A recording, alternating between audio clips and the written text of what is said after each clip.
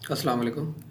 आज की वीडियो में बेसिकली हम लोग देखेंगे कि अगर हमें एआई आर्टिफिशियल न्यूरल नेटवर्क का डेटा सेट नहीं मिल रहा तो हम डेटा सेट को खुद से कैसे जनरेट कर सकते हैं।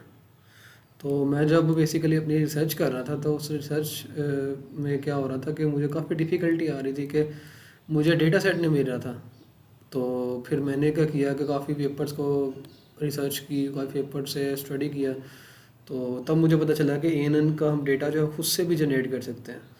तो हम खुद से कैसे जनरेट कर सकते हैं वो बेसिकली हम लोग जो है वो आपके इस वीडियो में बेसिकली देखेंगे।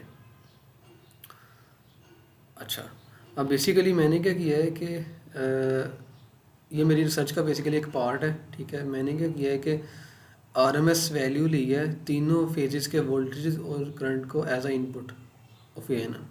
ठीक है, तो इसका मुझे डेटा सेट नहीं मिल रहा था इंटरनेट से, तो मैंने फिर खुद से जनरेट किया है। ठीक है, तो हम खुद से कैसे जनरेट करते हैं वो हम लोग देखते हैं। ठीक है, अच्छा, अब यहाँ पे बेसिकली मेरे पास वोल्टेज आ रहा है फेज़ ए का वोल्टेज, और यहाँ पे आ रहा है फेज़ बी, यहाँ पे फेज़ सी का।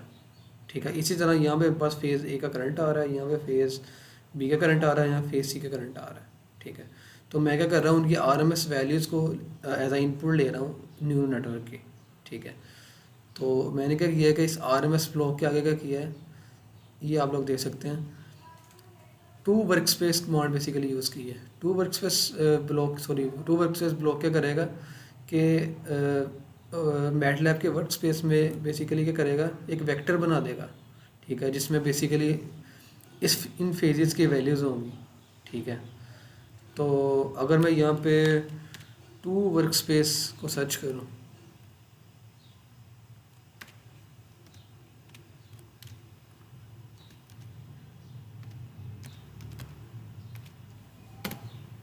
तो ये बेसिकली ब्लॉक है जिसको बेसिकली मैंने यूज़ किया, टू वर्क स्पेस ब्लॉक। ठीक है, तो इसको अगर मैं डबल क्लिक करूँ तो यहाँ बेसिकली आपने किस वेरिएबल के नाम से बेसिकली आप चाह रहे हो कि आपके जो मैटलैब की वर्क स्पेस में जो वेरिएबल बने उसका नाम क्या होना चाहिए, तो यहाँ से आप नाम सेट कर सकते हो।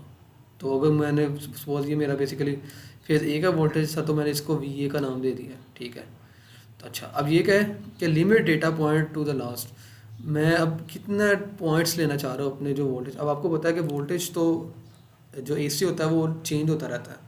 ठीक है, तो मैं कितने पॉइंट्स लेना चाह रहा हूँ। ठीक है, तो यहाँ के आईएनएफ का मतलब इन्फिनिट पॉइंट है। ठीक है,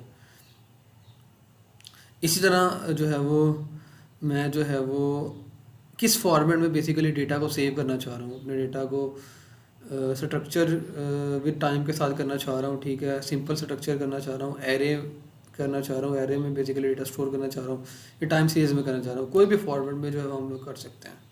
ठीक है, तो इस तरह इस ब्लॉक को बेसिकली जो है वो मैंने यूज़ किया था। इसको मैं डिलीट कर देता हूँ, तो इस पर मैं डबल क्लिक करके आपको दिखाता हूँ कि मैंने बेसिकली क्या सेटिंग की है। इस पर अगर डबल क्लिक करें, वेरिएबल का नाम बेसिकली मैंने क्या रखा हुआ, वी है, बेसिकली फेज़ ए का जो वोल्टेज है। ठीक है, अब मैंने जो पॉइंट्स लिए हैं 500 जो है वो पॉइंट्स, डेटा पॉइंट्स लिए हैं। ठीक है, तो आप डिफरेंट ले सकते हो, इन्फानाइट में बहुत ज़्यादा पॉइंट्स आ जाएंगे। ठीक है, तो और बेसिकली मैंने एरे में डेटा को सेव किया है। ठीक है, और ओके कर दिया है। इसी तरह मैंने क्या किया है कि फेज़ बी के वोल्टेज, फेज़ सी के वोल्टेज, जिस तरह फेज़ ए का करंट, फेज़ बी का करंट और फेज़ सी का बेसिकली क्या किया है, इनको एज अ इनपुट लिया है एन के। ठीक है, तो अगर मैं इसको रन करूँगा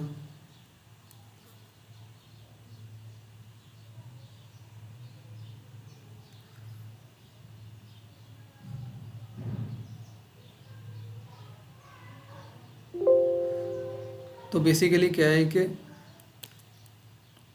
ये बेसिकली 6 वेरिएबल्स मेरे बन जाएंगे मैटलैब की वर्क स्पेस में। तो हम लोग जाके देखते हैं कि मैटलैब की वर्क स्पेस में वेरिएबल्स बने हैं कि नहीं।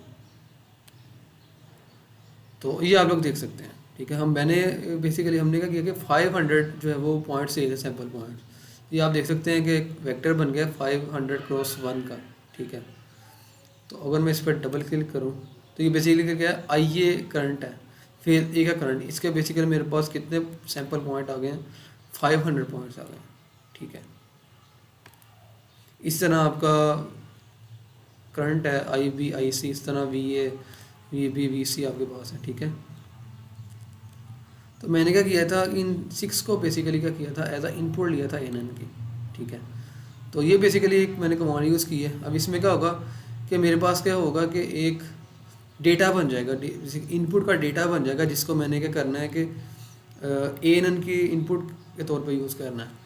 तो ये 6 बेसिकली मेरे पास कॉलम बन जाएंगे अगर मैं इसको यूज़ करूँ। तो अगर इसको हम रन करें,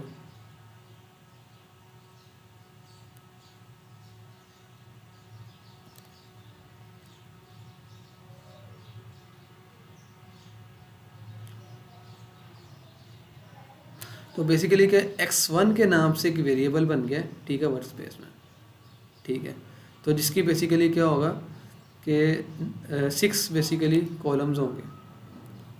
तो ये आप देख सकते हैं 500 को 6 का हमारे पास क्या हो गया, ये वेक्टर बन गया है। तो इसको मैं डबल, अब ये अब बेसिकली क्या हम इसको एज अ एन की इनपुट ले सकते हैं। इसी तरह आप कोई भी रिसर्च कर रहे हो, ठीक है, आपने कोई भी कह लो कि डेटा सेट खुद से जनरेट करना है कि करंट या कोई वोल्टेज कोई भी चीज़ है, वो डिपेंड करता है कि आप किस चीज़ पर रिसर्च कर रहे हो। ठीक है। तो आप उसको बेसिकली ले सकते हो, उसके सैम्पल पॉइंट भी अपनी मर्ज़ी से आप ले सकते हो।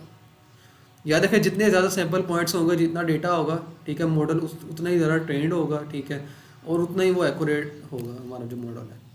ठीक है।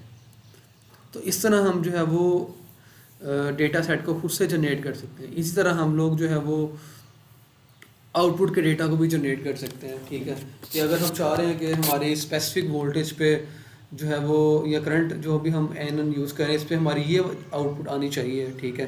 तो इसको हम खुद से जो है वो आउटपुट को भी जनरेट कर सकते हैं। So this is all about today's lecture. Thank you very much for listening.